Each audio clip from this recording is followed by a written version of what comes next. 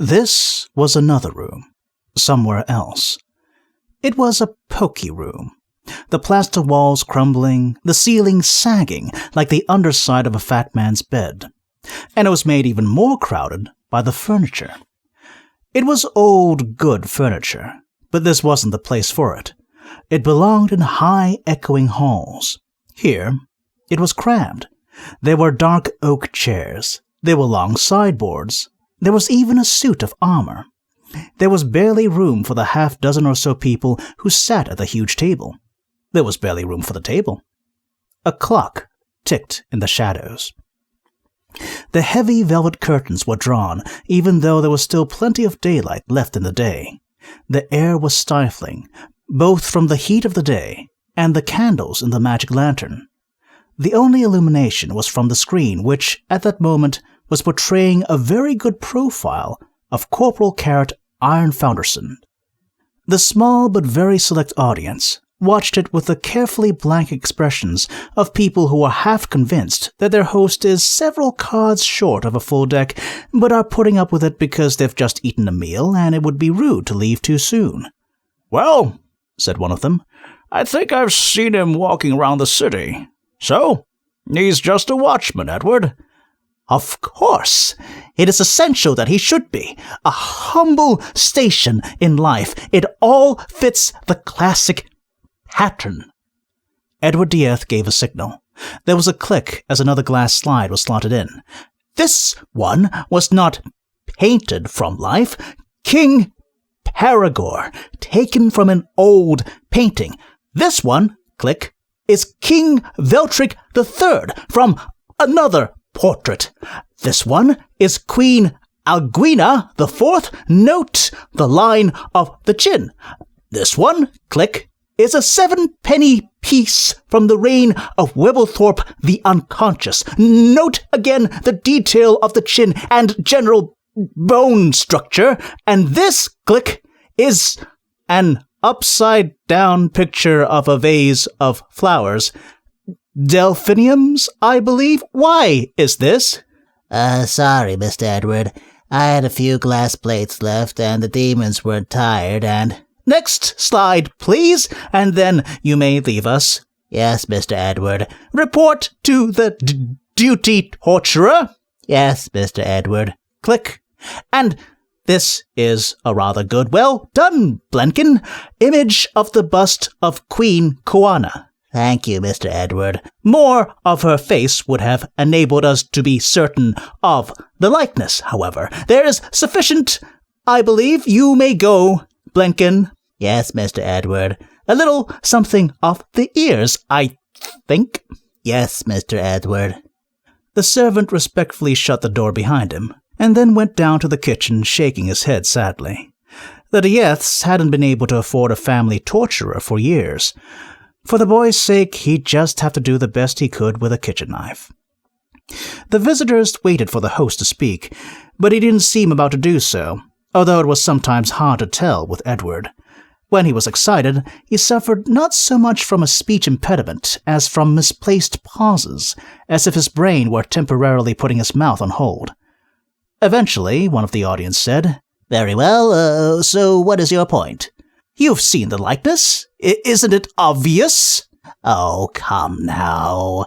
Edward Dieth pulled a leather case towards him and began undoing the thongs. "But the boy was adopted by Discworld dwarfs. They found him as a baby in the forests of the Ramtop Mountains. There were some burning wagons, corpses, that sort of thing.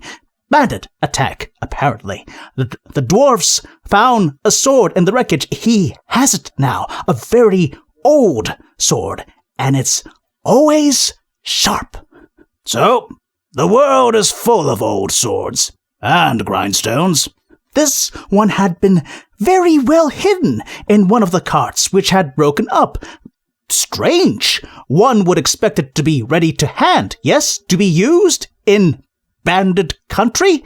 And then the boy grows up and fate conspires that he and his sword come to Ankh-Morpork, where he is currently a watchman in the Night Watch. I couldn't believe it. "That's still not..." Edward raised his hand a moment, and then pulled out a package from the case. "I made careful inquiries, you know, and was able to find the place where the attack occurred. A most careful search of the ground revealed old cart nails, a few copper coins, and in some charcoal, this." They craned to see. "Looks like a ring." "Yes, it's superficially discolored, of course. Otherwise, someone would have spotted it. Probably secreted somewhere on a cart. I've had it partly cleaned. You can just read the inscription. Now, here is an illustrated inventory of the royal jewelry of Ankh done in AM 907, in the reign of King Turil. May I draw your attention to the small wedding ring in the bottom left-hand corner of the page. You will see that the artist has helpfully drawn the inscription." It took several minutes for everyone to examine it. They were naturally suspicious people. They were all descendants of people for whom suspicion and paranoia had been prime survival traits, because they were all aristocrats. Not one among them did not know the name of his or her great-great-great-grandfather and what embarrassing disease he died of. They had just eaten a not very good meal, which had, however, included some very ancient and worthwhile wines. They'd attended because they'd all known Edward's father, and the Dieths were a fine old family, if now in very reduced circumstances. "So, you see," said Edward proudly, "the evidence is overwhelming. We have a king." His audience tried to avoid looking at one another's faces. "I thought you'd be pleased," said Edward. Finally, Lord Rust voiced the unspoken consensus. There was no room in those true blue eyes for pity, which was not a survival trait, but sometimes it was possible to risk a little kindness. "Edward," he said, "the last king of Ankh-Morpork died centuries ago." "Executed by traitors!" Even if a descendant could still be found, the royal blood would be somewhat watered down by now, don't you think?" "The royal blood cannot be watered down!" Ah, thought Lord Rust. So he's that kind. Young Edward thinks the touch of a king can cure scrofula, as if royalty was the equivalent of a sulfur ointment. Young Edward thinks that there is no leak of blood too big to wade through to put a rightful king on a throne, no deed too base in defense of a crown. A romantic, in fact. Lord Rust was not a romantic. The Rusts had adapted well to Ankh-Morpork's post-monarchy centuries by buying and selling and renting and making contacts and doing what aristocrats have always done, which is trim sails and survive. "Well, maybe," he conceded in the gentle tones of someone trying to talk someone else off a ledge. "But we must ask ourselves, does Ankh-Morpork, at this point in time, require a king?" Edward looked at him, as though he were mad. Need? Need? While our fair city languishes under the heel of the tyrant? "Oh, you mean Vetinari?" "Can't you see what he's done to the city?" "He is a very unpleasant jumped-up little man," said Lady Selici. "But I would not say he actually terrorizes much, not as such." "You have to hand it to him," said Viscount Skater. "The city operates, more or less. Fellas and whatnots do things." "The streets are safer than they used to be under Mad Lord Snapcase," said Lady Selici. "Safer? Vetinari set up the Thieves' Guild!" shouted Edward. Yes, of course, very reprehensible, certainly. On the other hand, a modest annual payment, and one walks in safety." "He always says," said Lord Rust, "that if you're going to have crime, it might as well be organized crime." "Seems to me," said Viscount Skater, That all the guild chappies put up with him because anyone else would be worse, yes? We've certainly had some difficult ones. Anyone remember homicidal Lord Winder? Deranged Lord Harmony, said Lord Montflathers. Laughing Lord Scapula, said Lady Salachi. A man with a very pointed sense of humor. Mind you, Vetinari, there's something not entirely... Lord Rust began. I know what you mean, said Viscount Skater. I don't like the way he always knows what you're thinking before you think it. Everyone knows the assassins have set his fee at $1 million, said Lady Salachi. That's how much it would cost to have him killed. One can't help feeling, said Lord Rust, that it would cost a lot more than that to make sure he stayed dead. Ye gods! What happened to pride? What happened to honor? They perceptibly jumped as the last Lord Dieth thrust himself out of his chair. Will you listen to yourselves? Please! Look at you! What man among you has not seen his family name degraded since the days of the kings? Can't you remember the men your forefathers were? He strode rapidly around the table so that they had to turn to watch him. He pointed an angry finger. You! Lord Rust, your ancestor was created a baron after single-handedly killing 37 Clatchians while armed with nothing more than a pin. Isn't that so? Yes, but... You, sir, Lord Montflathers, the first Duke, led 600 men to a glorious and epic defeat at the Battle of Quirm. Does that mean nothing? And you, Lord Venturi, and you, Sir George, sitting in Ankh in your old houses with your old names and your old money, while guilds, ragtags of tradesmen and merchants' guilds, I say, have a voice in the running of the city. He reached a bookshelf in 2 strides and threw a huge leather-bound book on the table, where it upset Lord Rust's glass. Twerp's Peerage, he shouted. We all have pages in there. We own it. But this man has you mesmerized.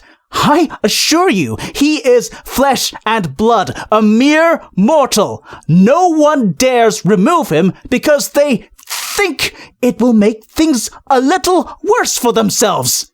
Ye gods! His audience looked glum. It was all true, of course, if you put it that way. And it didn't sound any better coming from a wild-eyed, pompous young man. Yes, the good old days, towering spires and pennants and chivalry and all that, said Viscount Skater. Ladies in pointy hats, chappies in armor bashing one another and whatnot, but, we have to move on with the times. It was a golden age, said Edward. My God, thought Lord Rust, he actually does believe it. You see, dear boy, said Lady Slutchy, a few chance likenesses and a piece of jewelry, that doesn't really add up to much, does it? My nurse told me, said Viscount Skater, that a true king could pull a sword from a stone. Yes, and cure dandruff, said Lord Rust. That's just a legend. That's not real. Anyway, I've always been a bit puzzled about that story. What's so hard about pulling a sword out of a stone? The real work's already been done. You ought to make yourself useful and find the man who put the sword in the stone in the first place, eh? There was a sort of relieved laughter. That's what Edward remembered. It all ended up in laughter. Not exactly at him, but he was the type of person who always takes laughter personally. 10 minutes later, Edward Dieth was alone. They're being so nice about it, moving with the times. He'd expected more than that of them, a lot more. He'd dared to hope that they might be inspired by his lead. He'd pictured himself at the head of an army. Blenkin came in at a respectful shuffle. I saw 'em all off, Mr. Edward, he said. Thank you, Blenkin. You may clear the table. Yes, Mr. Edward. Whatever happened to honor, Blenkin? No, sir. I never took to it. They didn't want to listen. No, sir. They didn't want to listen. Edward sat by the dying fire, with a dog-eared copy of Thigh-Biter's The Ankh-Morpork Succession open on his lap. Dead kings and queens looked at him reproachfully. And there it might have ended. In fact, it did end there, in millions of universes. Edward Dieth grew older, and obsession turned to a sort of bookish insanity of the gloves with the fingers cut out and carpet slippers variety, and became an expert on royalty, although no one ever knew this because he seldom left his rooms. Corporal Carrot became Sergeant Carrot, and in the fullness of time, died in uniform age 70 in an unlikely accident involving an anteater. In a million universes, Lance Constables Cuddy and Detritus didn't fall through the hole. In a million universes, Vimes didn't find the pipes.